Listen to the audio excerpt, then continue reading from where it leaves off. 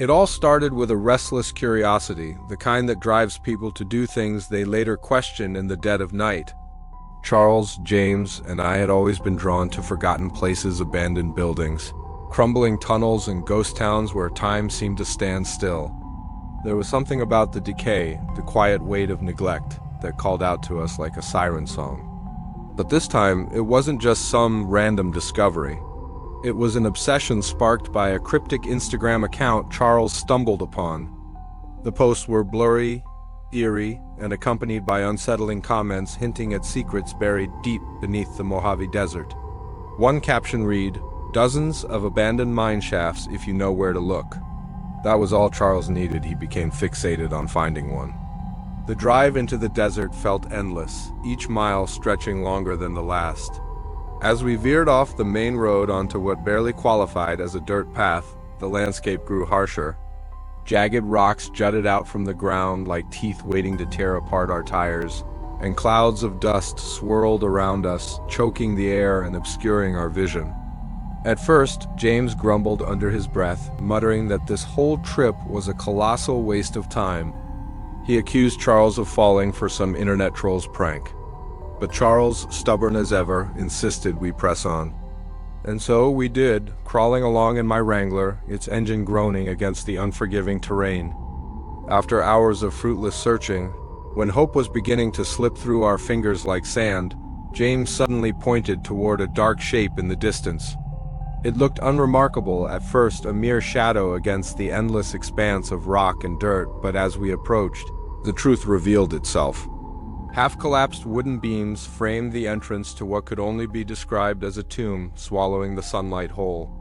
A faint breeze carried with it a stench so vile it made my stomach churn, an overpowering mix of rot and decay, as though death itself lingered within those walls. This wasn't just a forgotten mine, it felt cursed. We geared up cautiously, masks over our faces, not just for protection, but also because the smell was unbearable. Stepping inside felt like crossing into another world, one untouched by light or life. Our flashlights flickered erratically, their beams weak and unreliable, casting jagged shadows that danced across the narrow tunnel. For a brief moment, they went out entirely, plunging us into absolute darkness. Those few seconds felt like eternity, every heartbeat reverberating in my ears. When the lights finally returned, none of us spoke. We didn't need to. Fear hung thick in the air, heavier than the oppressive silence surrounding us. As we descended deeper, the temperature dropped sharply, and the oppressive quiet pressed down on us like a physical weight. Then came the sound, faint at first, almost imperceptible, like metal scraping against stone. We froze, straining to listen. The noise grew louder, more deliberate, accompanied by labored breathing that echoed unnaturally through the cavernous space. Whatever or whoever it was getting closer. Panic clawed at the edges of my mind, urging me to run, but I forced myself to stay still, clinging to the fragile hope that maybe it was nothing. Maybe it was just our imaginations playing tricks on us. But then James, in a moment of sheer stupidity, accidentally turned his flashlight back on and off again. The sudden burst of light shattered the illusion of safety, and whatever was following us reacted violently. There was a deafening metallic clang, followed by a blood-curdling scream that pierced through the darkness. It wasn't human, it couldn't have been. The sound was guttural, primal, filled with rage and pain. Without hesitation, we bolted, abandoning any semblance of caution. I tripped over something sharp, my shoe ripping free from my foot as I stumbled forward. Pain shot through my ankle, but adrenaline kept me moving. Behind me, Charles and James scrambled ahead, their panicked shouts blending with the cacophony of our frantic escape. Climbing back up the incline was agony. Loose gravel shifted beneath my bare foot, sending fresh waves of pain shooting up my leg. Splinters dug into my skin with every step, but stopping wasn't an option. Not with that thing behind us. By the time we burst back into the open air, gasping for breath, I could barely stand. My friends practically carried me to the car, and James sped away without looking back. None of us dared to speak until we reached the nearest hospital, where I received a tetanus shot and spent days limping around. When we returned days later for James' wallet, we found my shoe near the entrance. Or rather, what was left of it. Chunks were missing, torn apart by what looked unmistakably like teeth. Blackened mud clung to the fabric, reeking of filth and corruption. Something or someone had been there, and it knew we'd invaded its domain. After the harrowing experience at the abandoned mine, I thought I'd sworn off desert adventures for good. But life has a way of tempting you back into danger when you least expect it. Tiki, my girlfriend, had been eager to reconnect with nature after months of city life. She suggested camping in the desert, an idea that initially made me uneasy but eventually seemed harmless enough. After all, how bad could a few nights under the stars be? We both loved stargazing, and this trip promised clear skies far from any light pollution. It felt like the perfect escape until it turned into something else entirely. The first 2 nights passed without incident, or so we told ourselves. On the first night, as Tiki and I sat by the fire sharing stories and laughter, we heard a low, drawn-out wail echoing somewhere in the distance. At first we froze, exchanging nervous glances. Then, trying to sound nonchalant, I joked about coyotes or mountain lions. The sound came again, closer this time, more guttural, less animalistic. Tiki's eyes widened, but neither of us dared voice what we were thinking. What if it wasn't an animal? By the second night, the noise returned, louder and more deliberate. This time, we convinced ourselves it was just desert wildlife, nothing to worry about. Still, sleep came fitfully, interrupted by faint rustling sounds that seemed to circle our tent. By the third night, though, everything changed. Somewhere in the depths of slumber, I woke up abruptly to the unmistakable crunch of footsteps outside the tent. My heart raced as I strained to listen. The steps were slow, deliberate, almost human-like. I lay paralyzed, staring at the nylon ceiling while my mind conjured images of shadowy figures lurking just beyond the thin fabric barrier. And then I saw it, a dark silhouette looming near the entrance of the tent, its shape distorted under the dim glow of the moonlight. Whoever or whatever it was, they weren't moving anymore. They were standing still, watching us. Before I could process what was happening, there was a sharp flick, the unmistakable click of a lighter igniting. Through the tent walls, I caught sight of a small orange flame wavering inches away from the material. Panic surged through me as the flame grew larger, engulfing whatever object the intruder held.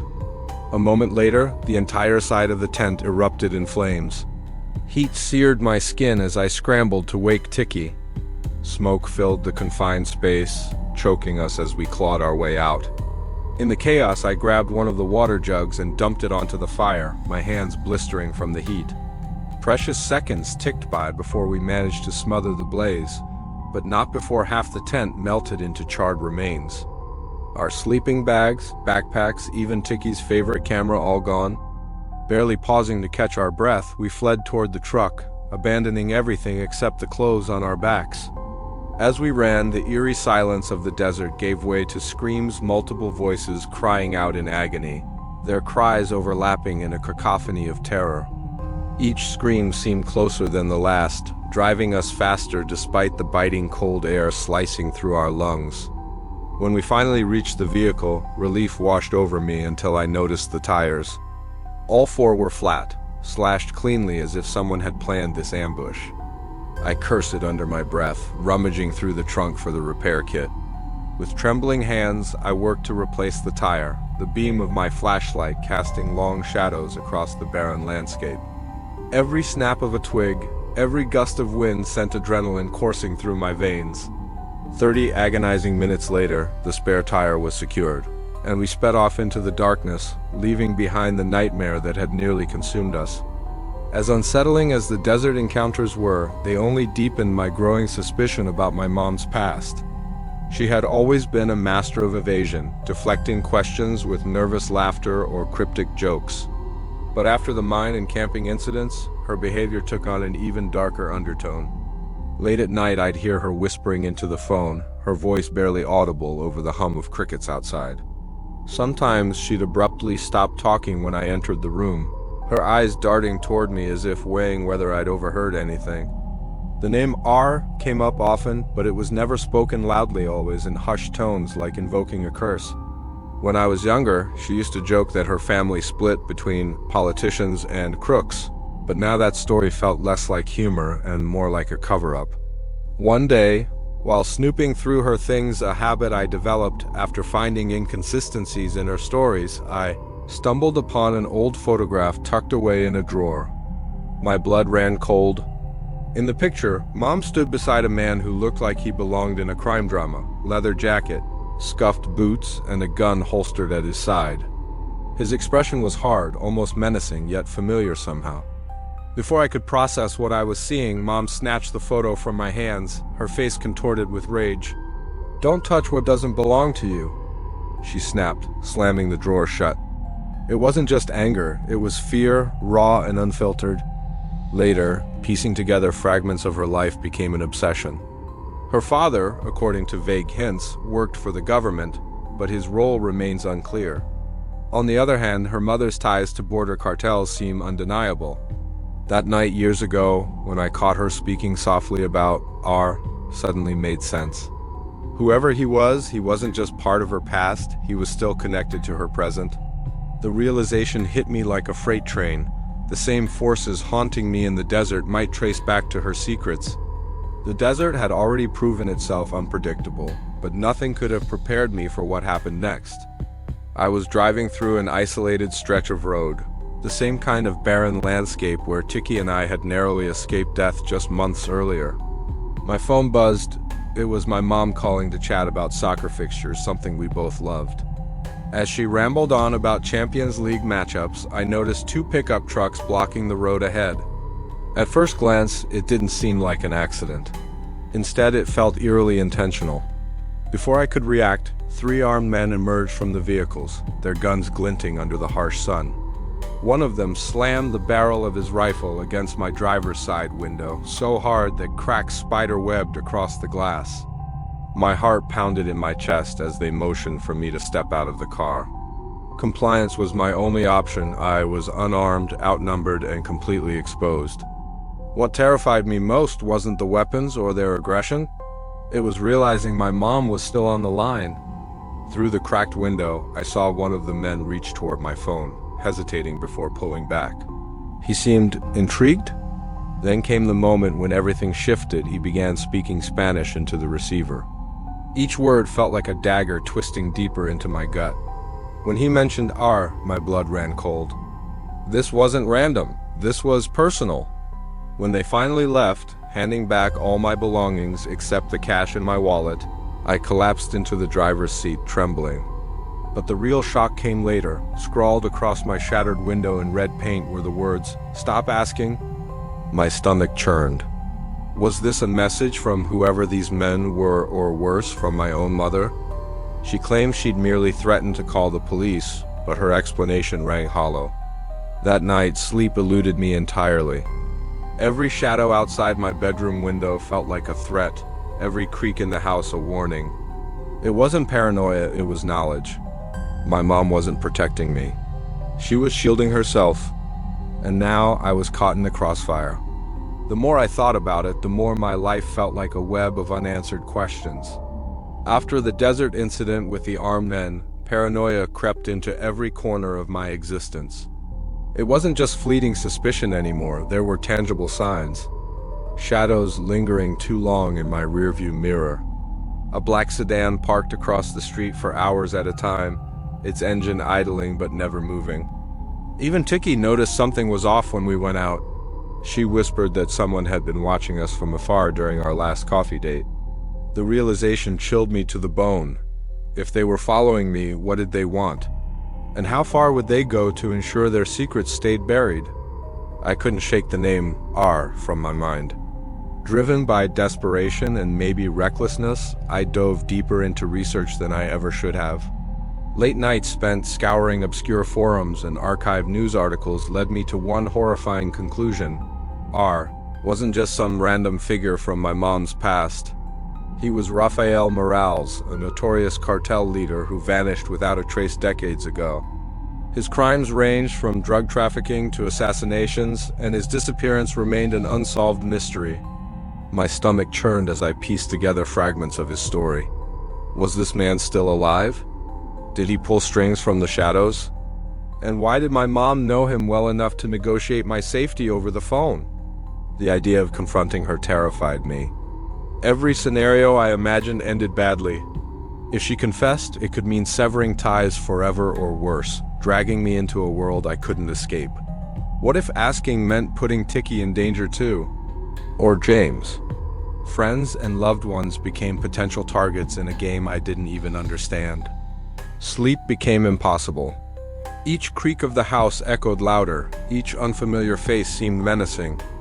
I felt trapped between two choices: live in ignorance or risk everything for answers. Neither path promised peace. The desert had become a labyrinth of unanswered questions and hidden threats, each experience unraveling threads that tied my past to an ominous web. From the suffocating darkness of the mine shaft to the chilling screams in the night, every moment screamed danger lurking just out of sight.